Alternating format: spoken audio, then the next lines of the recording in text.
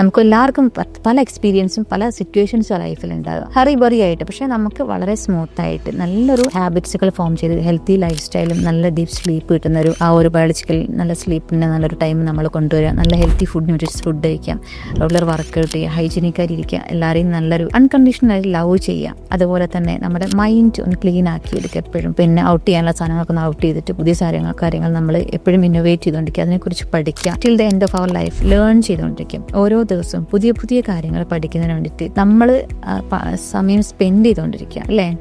നമ്മുടെ ലൈഫിൽ മാറ്റങ്ങൾ വരണമെങ്കിൽ തീർച്ചയായിട്ടും എന്തൊക്കെ വേണം? Habits plus consistency. അതാണ് ശരിക്കും നമ്മളുടെ മിറാക്കിൾസ് കൊണ്ടുവരിക. ഞാൻ അത്രയും അതിൽ ബിലീവ് ചെയ്യുന്ന ഒരാളും കൂടിയാണ്. എൻ്റെ പേഷ്യൻസിൽ ശരിക്കും ഞാൻ എൻ്റെ ലൈഫിൽ അപ്ലൈ ചെയ്ത റിസൾട്ട് കിട്ടിയ കാര്യങ്ങൾ അതേപോലെ അവരിലും അപ്ലൈ ചെയ്യുന്നു. പ്രത്യേകിച്ച് വുമൺ വെൽനെസ്സിൽ. ഈ വുമൺസ് എനർജറ്റിക് ആണെങ്കിൽ ശരിക്കും അവർക്ക് ഒരുപാട് കാര്യങ്ങൾ നിയന്ത്രിക്കാൻ കഴിയും, ഫാമിലിയിലും ഹസ്ബൻഡായിട്ടുള്ള റിലേഷൻഷിപ്പും എല്ലാം തന്നെ.